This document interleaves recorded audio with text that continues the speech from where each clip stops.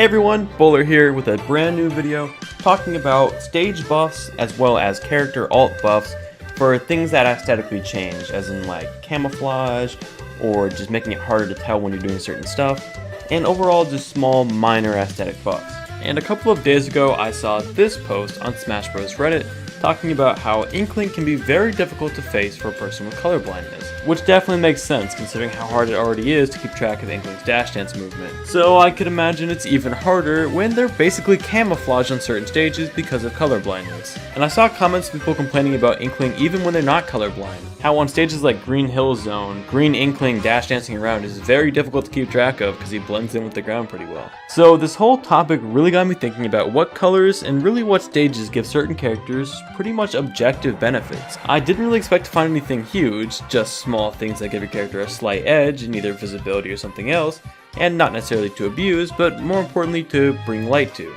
But I actually found some pretty significant things. Now, just to make it clear, I don't necessarily think we should ban any of these things in this video, except for, well, maybe one of these things. However, I do think it's very important to be aware of them and when you're fighting against these characters or certain stages. First, I want to talk about the worst offender of this, Omega/Battlefield Windy Hill Zone. Although the stage has some great colorful visuals, it also has these blades of grass on the bottom that, while not huge, actually very much obstruct your vision on certain characters. This is extremely noticeable in characters like Snake, whose C4 becomes essentially invisible behind the blades of grass, letting you get cheeky kills since your opponent will easily lose track of it. Here's an example. There's two C4s on the screen right now, one on the platform and one on the ground. The hidden one is near invisible while the one on the platform is quite obvious. This makes Windy Hill Zone a significantly better stage for Snake players in general, since it's going to be harder for people to see the C4 and you can cover roll options. And it's not just Snake, other characters can do the same thing.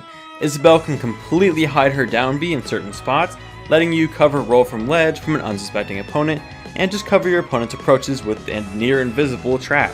And while you can't completely hide villagers, it's definitely much harder to pay attention to than say Halberd, considering it blends in with the grass. And of course, like we talked about already, you could definitely make an argument for Green Inkling being a lot harder to keep track of on this stage. So all of these characters are buffed by this Omega/Battlefield stage. But it's not just this stage that affects them, there's also stages that actually nerf these characters, such as all of the flat stages like Packland and Flat Zone. These stages make really anything placed on the ground stick out like a sore thumb, especially characters like Greninja, where your shadow literally hovers on top of the ground, making it extremely blatant. Here's a comparison with a normal stage, where although it's still noticeable, it isn't quite as blatantly obvious and you could actually catch someone off guard potentially. But if you really want to catch someone off guard, then you should pick PictoChat Omega in Battlefield. Although you can still sort of see it if you look closely at the ground and actually try and pay attention for it, it's a lot harder to see, especially if you're not looking for it. For example, if you're trying to recover or if you're up in the air, it's definitely a lot harder for them to see it since they won't be paying attention to the ground. And overall, I would say it's actually objectively better for surprising your opponent, since it blends in a lot. Another possible benefit similar to that Greninja one would sort of be like Me Gunner's Stealth Bomb, which is his custom side special.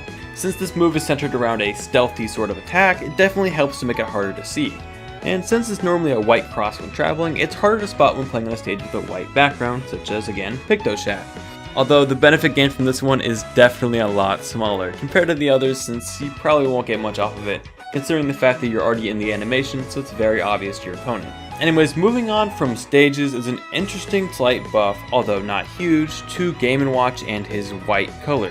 This alternate color for Game & Watch makes it very difficult to tell when you're actually air dodging due to its light color compared to his other skins. This was a known issue in Smash 4 and it seems to have carried over. Of course, it's nothing game breaking since you can still tell from his animation, but it would definitely be wrong to say there's no noticeable difference between how visible it is, and it could potentially trick up your opponent, although not very often. Lastly, I wanted to mention something that in my opinion is actually ban worthy for any tournaments that allow Omega or Battlefield stage variants, and that is the 2D stages.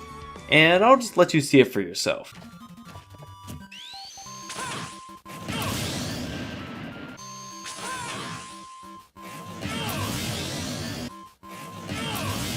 So yeah, apparently on any 2D stage, if Ridley side specials a Sonic after he does his neutral B, he just dies. Okay, so this is a specific situation with two very specific characters using two very specific moves, but that's not to say it's still a pretty game-breaking bug for that matchup. And of course, it's still possible there's even more broken stuff similar to this to be found in the future with these 2D stages, so it's a little bit concerning for competitive play to say the least. I do think some more testing should be done to make sure it's definitely the 2D stages in this matchup specifically, but I still think for the time being, we should probably stick to the other Omega and Battlefield stages for now. Now, I hope you guys enjoyed this video. If you know any other aesthetic buffs / nerfs to characters based on stages or custom colors, then go ahead and tell me in the comments below. I'd love to hear from you guys. Hopefully Nintendo patches that really thing, since that's the only one that's very concerning and game breaking. So if it's no longer exists and you're watching this in the future, it was probably patched. Anyways, hope you guys enjoyed. I hope you have a great rest of your day. Thanks for watching.